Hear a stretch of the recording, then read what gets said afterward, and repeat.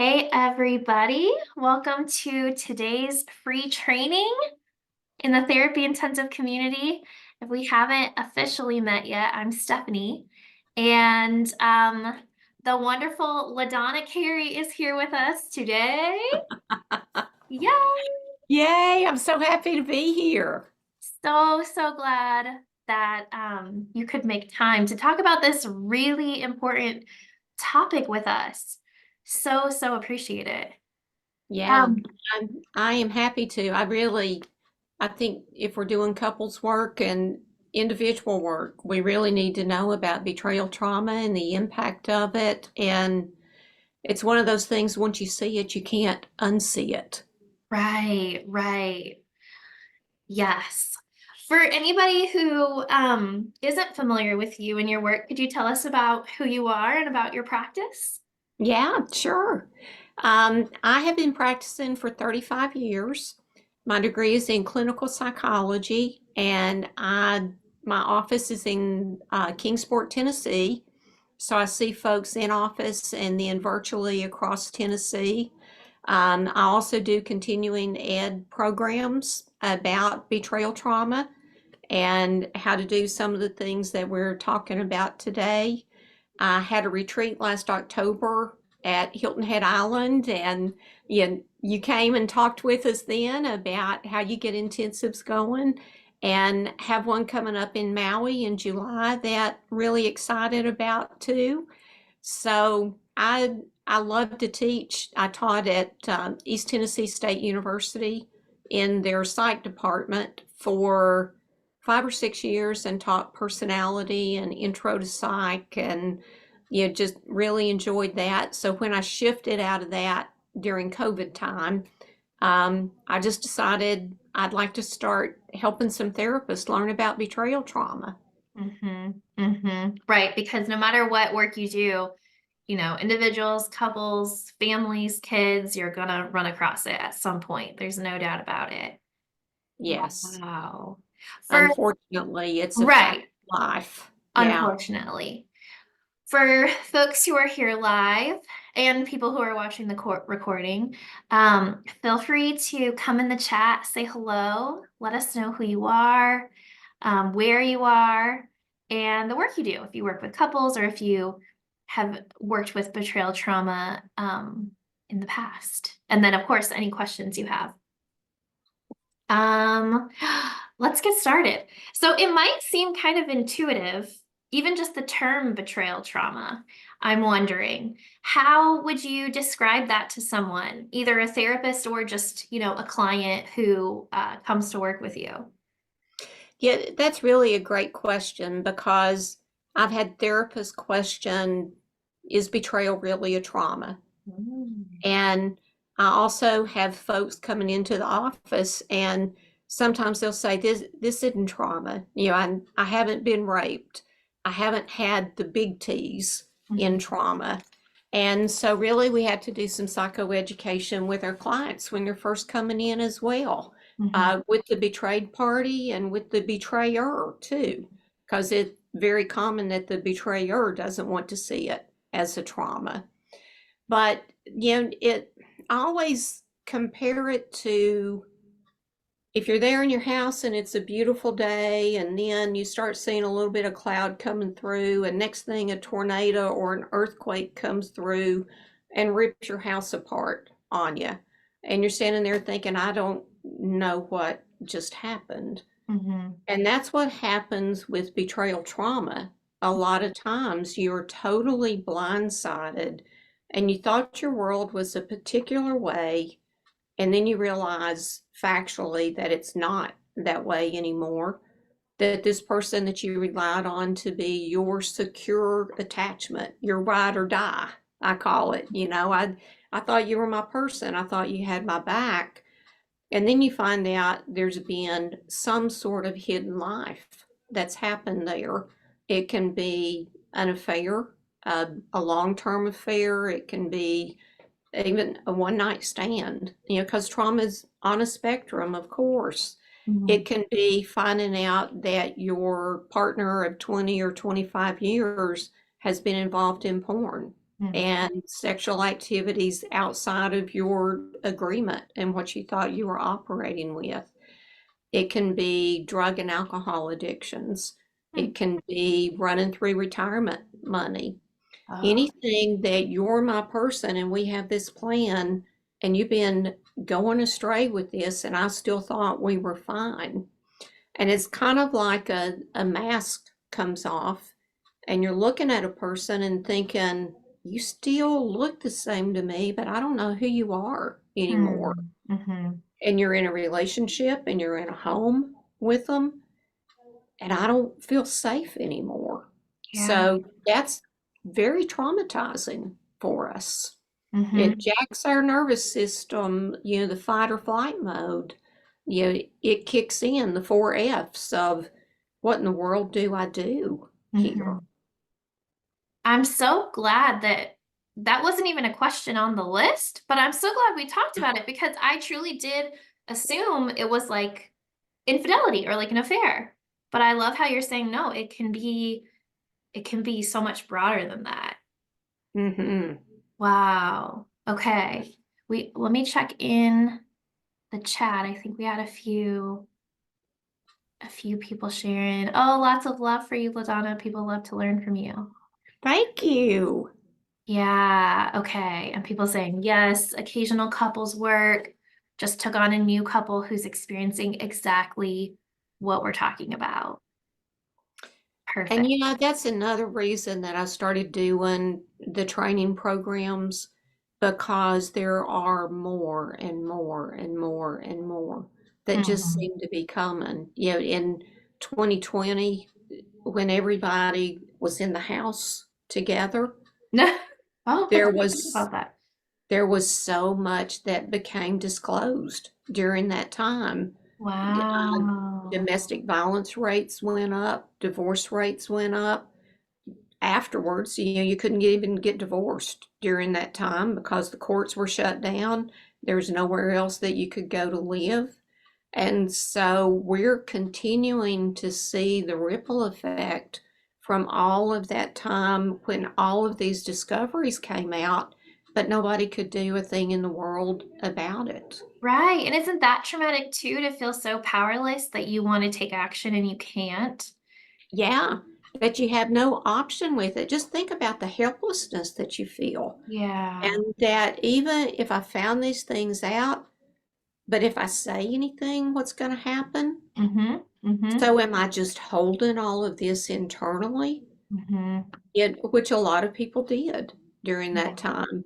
Or if they said things, the escalation that happens many times with it, Sure. in the house blowing away. Imagine if your house got blown away from a tornado or an earthquake during COVID. What in Mm-hmm. the world are you going to do? Right. There Right. may be nowhere to go and there's no safety. And I love the term that our first line of work, the first intervention that we do in trauma work is safety. Is there safety here? And when there's not safety in your home or safety with your partner, safety with your family, what in the world are you going to do? Mm-hmm. Mm-hmm. Yeah. Wow. So many good points. I'm really glad that we're having this discussion. Um, can you share with us a little bit about how you take, your experience and expertise with betrayal trauma and how you pair it together with the intensive format? Yeah, actually, there are pretty defined different stages that we do in betrayal trauma work. And as we were just talking about, crisis stabilization is the first. Mhm. When you have the discovery, everything is blown apart and you can't think straight, and you're in that acute stress mode. And so that's a time that I do intensives with folks coming in of just what do we need to do for crisis stabilization here? How do we get things calmed down enough? And my slogan during that time is let's not make this worse. Mhm. How do we not make this worse? And so, in order to do a good assessment there, We have to see what the betrayer's saying about things, what the betrayed is saying about things. Sometimes people in that crisis stage are like, I'm done. Mm-hmm. I've been down this road before with this person. This is not my first blow up. I'm done Mm-hmm. with this. Mm-hmm. If it's a person who isn't done, but there's a lot of society expectations that when you find these things out, you're supposed to be done, or there's a shame of how in the world did I not know that my partner of 20 years was hooking up with sex workers Mm-hmm. or cam girls, or what was going on in my own home that I didn't know anything about. Mm-hmm. And so, what kind of impact is it having on both parties? And then also, what sort of coping skills do they have to navigate it? And you can't figure that out in 45 minutes. No. You know, it, you just can't do that. Traditional time frames do not work during this time, because if we think about safety being the first intervention, we got to have safety in the room, in the therapy room. They need to feel that we as therapists understand what's going on. In a lot of the Facebook groups that I'm in, that I stalk for, people who are going through betrayal, just to kind of keep my a pulse on what's going on out there. So many have said we felt betrayed by our therapist when we went in, Oh. because they didn't get betrayal trauma. They didn't know what I was going through. They started talking about, well, it's poor communication skills. Mhm. We need to work on communication. We need to work on how each other is feeling during this time. And betrayed partners will clearly say, I don't give a damn how he's feeling right now or Mhm. how she's feeling right now. They didn't care how I felt. So we can't move into more of the emotionally focused work during that time. We've got to establish safety. And Mhm. if I don't even know who you are, you, I'm an empathetic person, but if I don't know somebody, I don't spend a lot of time thinking about how they're doing. Mhm. Yeah. If I don't know who my partner is and you've been deceiving me through all this time, last thing I'm doing is thinking about how you are in this Yeah. process. Mhm. So being able to help judge where are they with this, how do they manage crisis? What's the history of the relationship been? Where does the betrayed and the betrayer feel that they want to proceed after crisis stabilization? Yeah, so lots and lots of assessment that we need to do just to know what our next safe step is going to Mhm. be. Mhm. So helpful to just say that we cannot do anything before safety and stabilization first. Yeah. Yes. Do you tend to see couples in those sessions, or do you work with individuals as well? I do both. Mhm. I've worked with betrayed partners individually while they're deciding if they're going to do couples work or if they're engaged in somebody with couples work already. Mhm. And then I also work with couples. So Mhm. I do intensives individually and then with couples both. Yeah. Yeah. Great. Let's see if we have a question here. Um, I saw that with an individual client I was seeing, and her and her husband were seeing a couples therapist, and the couples therapist didn't know anything about betrayal trauma, and it traumatized, yeah, her client even more because of the ignorance. It was really, really horrible. Yes, I could And understand that. I don't think most of us who go into the therapy field have any intent to hurt No. anybody. Hmm. But if you don't understand this whole concept of betrayal trauma, you're going to do a lot of damage. And if we get down to, part of what I talk about in my trainings too is what do we bring into the room? Mm. As therapists, we need to know what our history of betrayal is. What are our biases about this? Mm. And how is that going to show up in the therapy room? So, what knowledge do we have? Is this within our scope of practice? Mhm. In some of the therapist groups that I'm in as well, I've seen posts like, hey, I'm just getting started in couples work. I've got a couple that just found out that there's an affair. I'm meeting with them tomorrow. Do you have any heads up tips of what I should do? Mhm. And I just think don't do anything. Mhm. Please don't do anything. Right. And actually I will speak to them or DM them and say, hey, here's some recommendations that I have. Get some consultation before you do it. And do you have mentors? Do you have peer consultation? Get some training in this before you jump in head first, Mhm. because even when you've had training and you go into that zone, Mhm.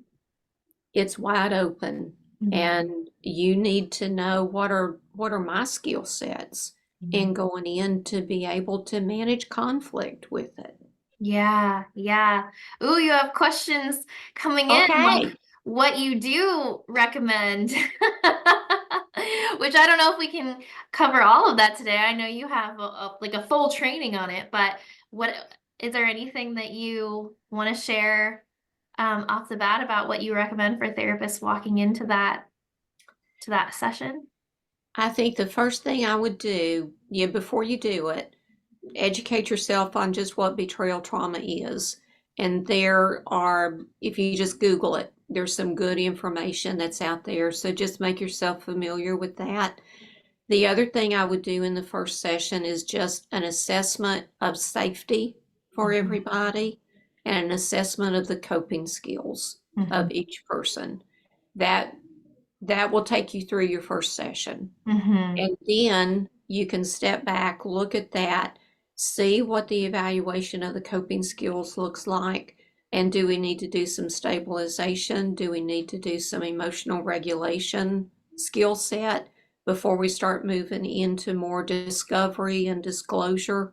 What do we do to create a safety zone so that when these folks come in, they know they're going to walk out with some tools to be able to help themselves with it? Yeah, so helpful. I'm curious too, when you do this in an intensive format, is it together with both parties in the couple, or do you do pieces that are um like sometime that's with each party and then bring them back together? How do you kind of Yeah, structure that? I do together time, a part time, and then together time again at Hmm. the wrap Hmm. up with it. I'm also trained in discernment counseling, Hmm. and that's a big part of what you do with discernment counseling, that you talk with the folks, then you talk with them individually, come back together and say, based on this information that you've shared with me, here are the three options that we have. And in discernment counseling, it's we stay as status quo. Hmm. We decide that we're going to end it, or we decide we're going to move into marital therapy. Hmm. Hmm. And so that's an approach that I take when I go into what's our next step here. And also, it's the format that I use in being able to determine what the next best steps are and what recommendations I would have with it. Hmm. Yeah, that's great. How long is that intensive usually usually last? What kind of format are you using? Well, I have done it a couple of different ways. I've done it in 3 hour blocks, and the 3 hour blocks are like over a week's time, and we have work that we do between those 3 hour blocks.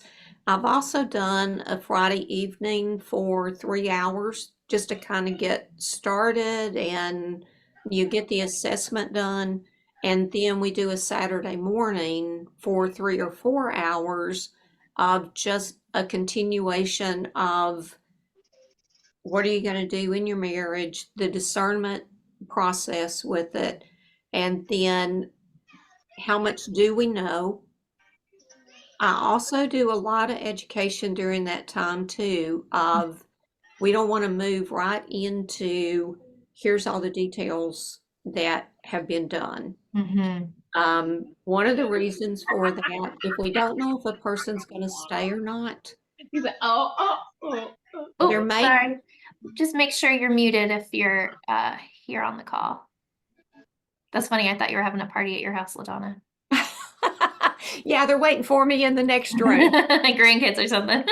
Yeah, yeah, it's my annual or weekly Tuesday party. But I ask as part of the discernment, or what are we going to do next? If somebody knows that they're done, they don't need all those visions. They don't need all that information because it will haunt you forever. You have to be very careful about what it is that you're asking that you want to know. And for the person who's done the betraying, how prepared are they to be trustworthy? Because part of what we know in betrayal trauma work is that if they do the trickle truths, well, I'm going to agree to what you know, and I'm going to tell you that's all it is. And then when you find out something else and bust me on that, I'm going to say, oh, yeah, that's all it is. So, I tell them we can't pretend that we're putting it all on the table and then find out we got 12 other tables over here that's got stuff on it too. What that does to the betrayed partner is a continuation of traumas. We're piling on. And I truly feel as a therapist, I don't want to be a party to somebody who's piling on.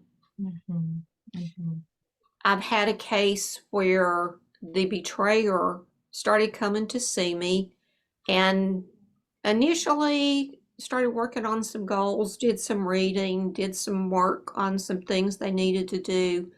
But then the content started shifting in sessions to, well, here's all the problems with my partner. So I asked, what are your goals in coming here? And the goal actually, as we drilled down, and I tend to be pretty direct when I'm working with folks, the goal actually was, I'm coming so I don't get divorced. I told her that I would come to therapy. I didn't tell her I would do any therapy work, but I'm coming.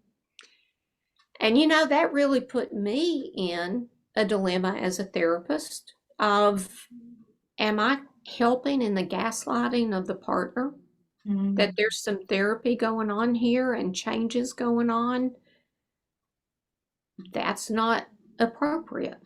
And it's not appropriate for me to work with a client whose only goal is to check the box that they've shown up. So I had to have that discussion with the client. And as you can imagine, it didn't go very well because they weren't being able to use our therapy sessions as a way to check that box off and to go home and say, yeah, I've been to a therapy session. I don't really want to talk about what was going on because he wasn't doing anything. So, again, what do we bring into the therapy room? What's our comfort level in being able to say to somebody, this is not something I can be a part of, and to be aware that we very likely are going to face that.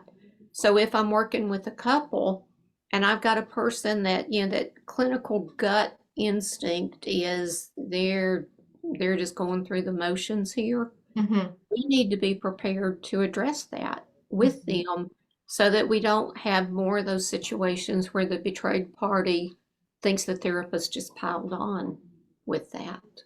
Sure. Yeah. LaDonna, thank you. You have I'm curious if people who are here live have specific questions.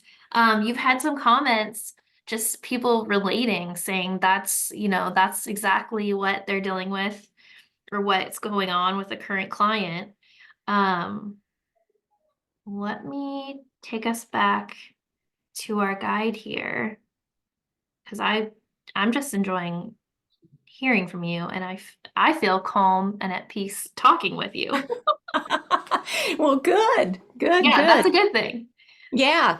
I Okay. think I probably got off on a tangent there and didn't tell you the different sections that I do all the Oh yeah. intensives. That was the original question, and I went Yeah. off on all these other parts of it. But I do it with the crisis. I do it with the discernment of what is it that we're going to do next. And then we do some work in prepping for the disclosure. If it feels like disclosure is going to be open and transparent and honest, Mm-hmm. then there are some specific steps that we go through in preparing the betrayed partner and the betrayer with it, you Mm-hmm. know, of what's the disclosure of things that I've done. Mm-hmm. Then the betrayed person has the opportunity to ask the questions that they need after they have time to process that. Mm-hmm. The betrayer has some time between times of, okay, here's how I answer this. And then we move into an impact letter of the betrayed party saying, here's how this has impacted me. And we've got to prep the betrayer for a genuine empathy and understanding of that. And here's what I'm going to do to work on repairing this relationship. So that's a pretty intensive during that Mm-hmm. time. You got to do a lot of legwork to make sure that everybody's ready for Mm-hmm. that. Mm-hmm. Then we can do intensives on, okay, if we both decided after this disclosure that we are going to move forward again, that's a time you do some more discernment with everything that I've learned. Are those deal breakers, or are we going to move forward with this? Mm-hmm. And from there, you can start doing some rebuilding, either separate lives or lives together as a couple. And then if they decide to stay together as a couple, then you got a lot of really hard work on the sex life. Mm-hmm. You know, what do we do to be able to rebuild a safe sex life? Mm-hmm. And if you got a person who's been involved in porn and all of sex has become objectified and they've got the porn brain going on, how is that going to impact the partner? So there's a lot of complexities that go along with that as well. Mm-hmm. I had one person tell me that they had a couples counselor say, you know, the first thing you've got to do is to get back in bed together and start having sex together. I was like, Oh oh, dear. that's not safe. That's not safe. We got to go back to safety. My, oh my. Wow. Yeah, it seems like having that structure would be very helpful to, like you said, establish safety and then maintain it throughout. And I would Yes. imagine you have to be pretty directive to be able to maintain that structure for people to help them feel safe because it is sensitive and can be very intense content. Yes. And it's not unusual. Part of the, actually, I've got a webinar on this, you know, after we hop off of here in my webinar series about disclosure. Mm-hmm. And we have to make sure that we are aware of what emotional abuse, what gaslighting is, all of the things that a betraying partner wants to do to regulate their emotions, Mm-hmm. their shame and embarrassment, or their anger, or sometimes it's a loss over losing an affair partner that they've had for 4 or 5 years. How am I going to manage that? And I'm kind of mad at you as my partner because you busted me and now I can't do that anymore. Mm-hmm. Yeah, so, and with the betrayed partner also, what's going to happen to me? Am I going to lose my home? Am I going to lose my kids? Am I going to lose my money? You know, so they're in kind of a frantic state a lot of times too. And Mm-hmm. they'll do a lot of things to deny and blame shift and sidetrack. And in being able to do this kind of directive work, we have to be prepared to step up and address that with them. Mm-hmm. Mm-hmm. Wow. And I'm sure just like as the therapist yourself, your own reactions to what's being said and seeing people, the client have their emotional reactions, it seems like, that can be a whole nother piece of the puzzle too. Yeah, yeah. A lot of self-care comes into it, and that's why I like to talk to therapists about what are you bringing into the room? What's your stuff that may get conjured up while Mhm. you're in here? And what's your sense of confidence? What's your level of confidence in Mhm. going in with this? And another thing to think about that is definitely a plus with intensives Mhm. is that you're going into this multi-layer complexity work. You don't want to come right out of a session and go to the bathroom break like we do and shove a power bar down our throat and take a drink and then go in and sit down and do one of these complex sessions and then have to wrap that up and move into another session right after it. Yeah, the intensives really give us the opportunity to bring the best us Mhm. into the therapy room, which is what we want for our clients who are coming in with us. Right. And then you can like let it like help it move through you more quickly. There's nothing worse than having a really intense session and just having to like zip up and go on to the next person. So, Yeah, my yeah. goodness. Or put on your hat of I'm going home to be a mom or to be a grandmom Right. or whatever it may be that you're going home to.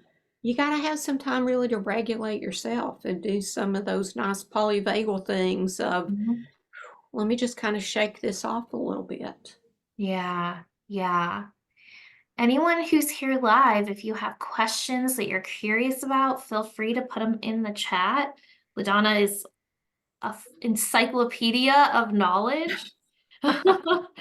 Um, I love to talk. When I was growing up, my mom would say, LaDonna, please just stop talking for me.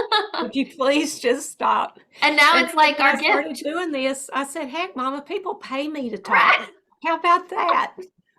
Right. Look at me now. Yeah. That's so great. Um, so we talked about how you structure it. We talked about how intensive format specifically can be helpful for this topic. I'm curious, um, ooh, that's a good question too. Let me ask what's coming up and we'll get to this question here in the chat. I'm curious when you're first before you decide to schedule with someone, how you Hmm. decide if someone is a good fit for the intensive betrayal trauma intensive, and if you do any specific um, screening or workbooks or anything like that. I do have a sheet. It's like a two-pager of questions that I ask for each party to fill out, Mhm. just to kind of get a feel on what their perspective is and what they're going to be bringing in to the therapy room. I talk to them about really what stage are you in? Have you Mhm. just found out about this? Um, have you known for a while and for some reason, why now are Mhm. you coming to therapy? Which is always the question that we want to know from people. What's going on now? And the times that an intensive, I think personally for me, would be a rule out would be if we can't have safety.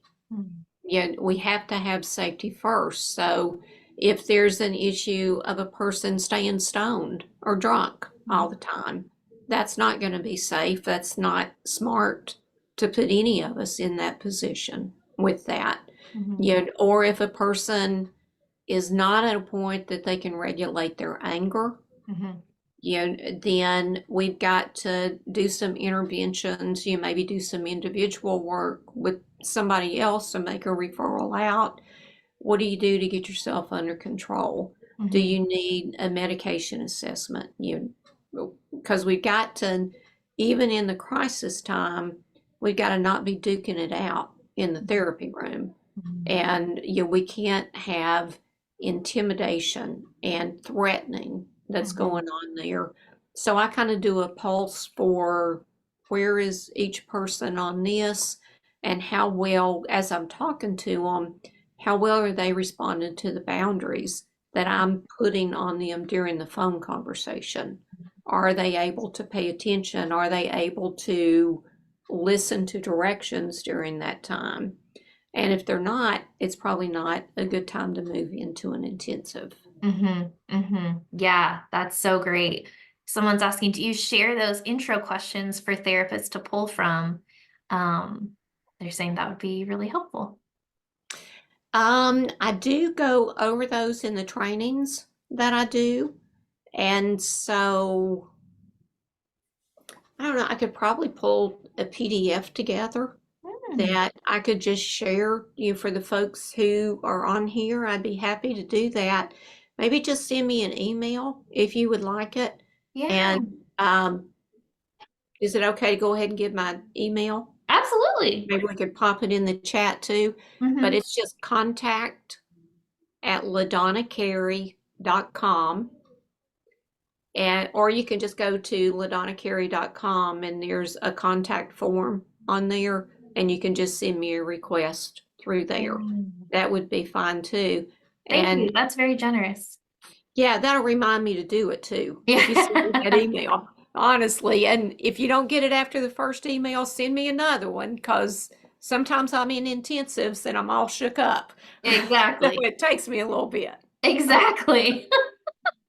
I'm curious too what you tell people when they reach out, what you say, like this is what we can accomplish during the intensive time. I know a lot of therapists who are shifting into intensive models, they get tripped up or feel nervous about having that conversation of feeling like they have to guarantee some kind of outcome or something like that. So I'm curious how you frame that when you're talking to your clients. I just talked to them about we're going to gather information and see where you all are and determine what the next best step is. And I'll give you my recommendations on that, because that's really all I can promise with Mm-hmm. it. Mm-hmm. Especially, I mean, really, that's any all of us can promise, but Uh, especially in this topic in this population. Okay, let me go to Sarah's question. What's the best way for the therapist to prepare emotionally for this kind of intensive?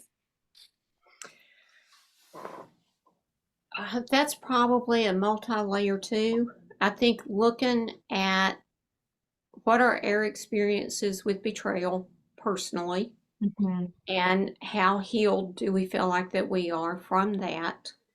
And what are our beliefs and values about that? Some therapists feel that we save the marriage, period. And so are you bringing that into the therapy room? Some therapists have more of the belief of screw that. You don't need that. Y'all need to go apart. Mm-hmm.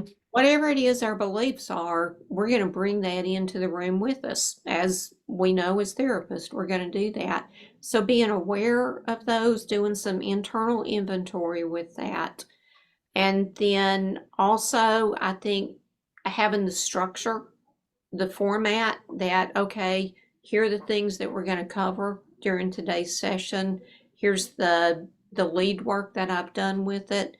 So I feel like I know what my steps are with this, and that helps to improve your confidence level. Um, Also, just some of those self-regulation things that, when I took PAC training, that's one of the things that Stan taught, that as a therapist, sometimes you just need to move a little bit, and that helps to regulate you. Mm-hmm. Or, sometimes I'll reach for water, and I've got this ridge that's on my water cup, and I turn it this way and I just rub my thumb on it, and that's soothing to me. Yeah, so keeping a monitor on what's my window of tolerance here, and where am I, and do I need to move around a little bit? And it's perfectly fine in an intensive. You got to have bathroom breaks. You got to go have a little breather.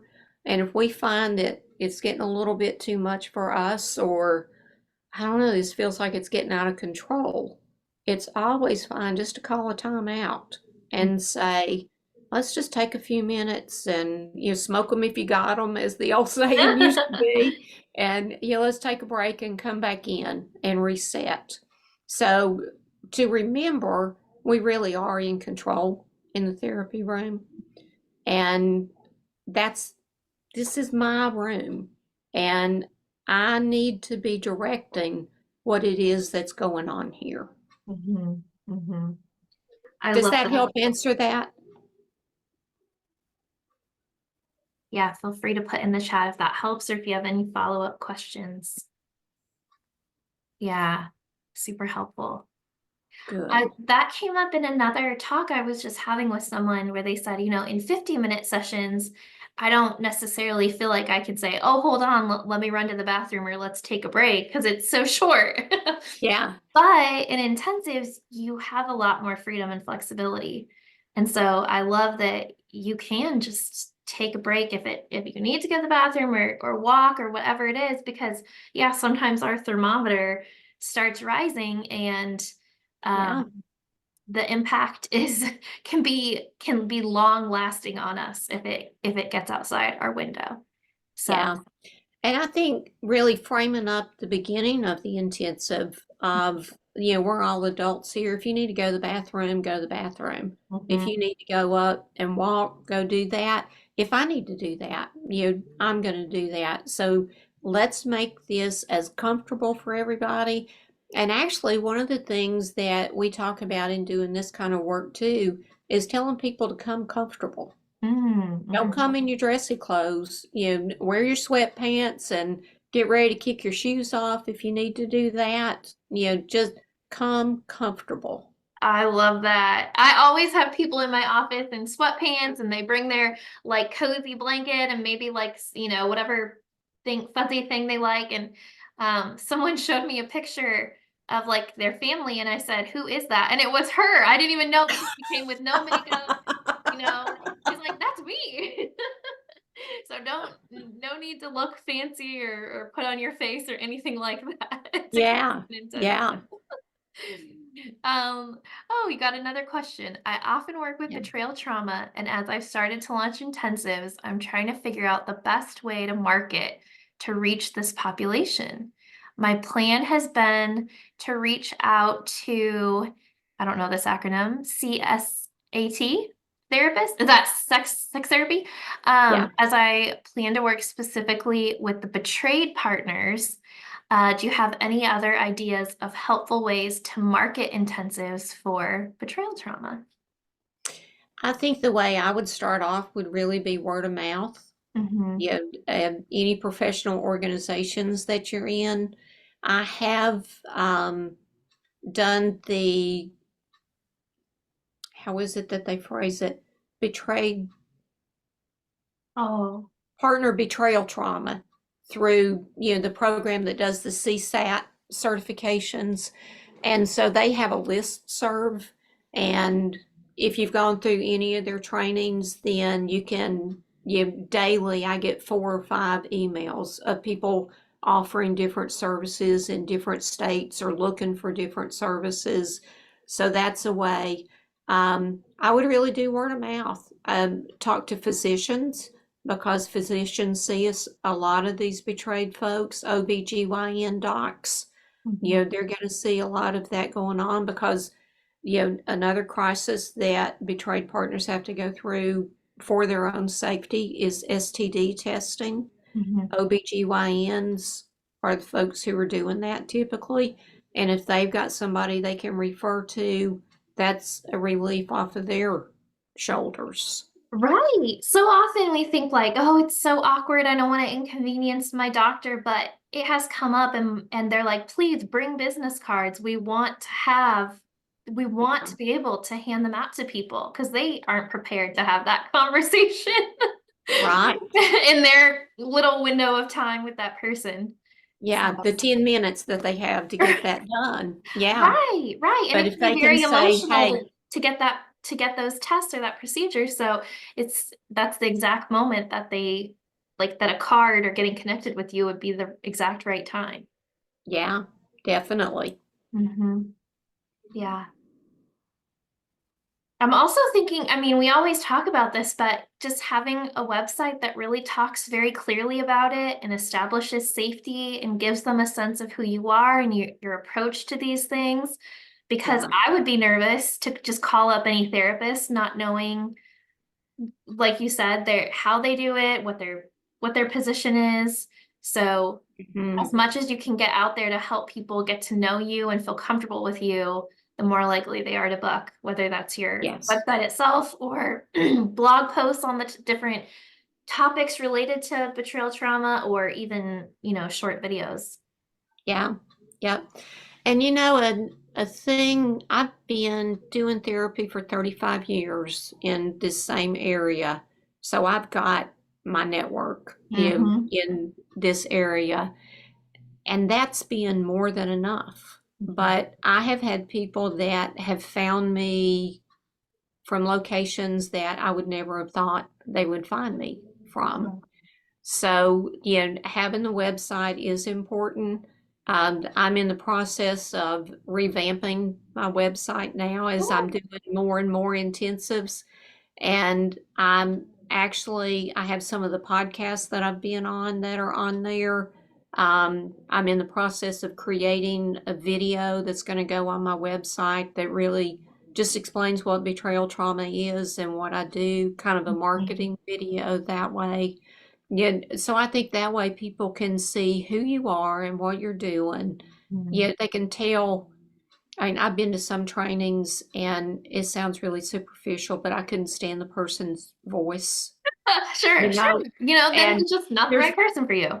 yeah, there's going to be some people that can't stand my voice, and it would be like fingernails on the board to sit with me for 3 hours. Mm-hmm. Yeah, so you've got to find your person, and the more that you can show this is authentically me and this is how I do things, then the more those folks are going to know from the get-go if we're going to be a good fit or not. Yeah, yeah. And you know what? I feel like that's such a sensitive topic that I would travel for something like that. If there wasn't anybody in my area, but I knew LaDonna or Valerie, like that is their expertise, then I would put down the money to get on a plane and go work with someone who is really, really 5 star. It's too sensitive of a topic to do anything else.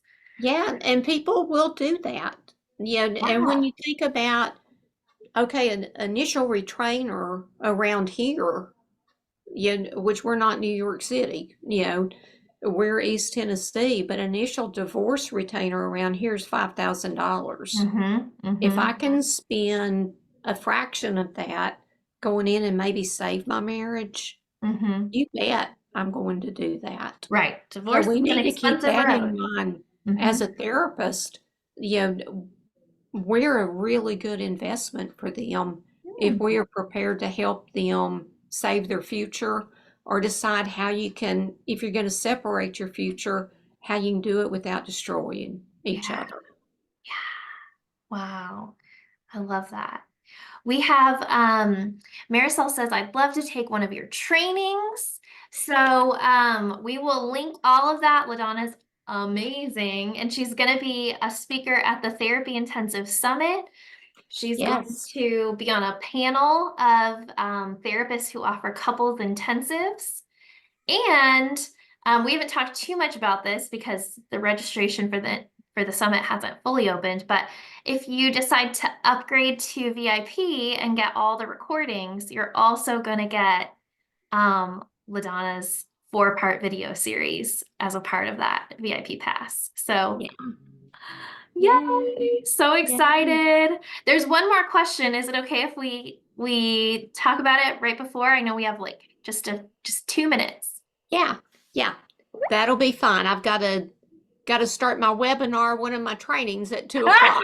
So yeah, let's Well, this go. might we may have already touched on it. It was just about your thoughts about marketing for individual therapy for the betrayed partner, because that's specifically who this person works with. Is there Yeah. anything different you would do for that?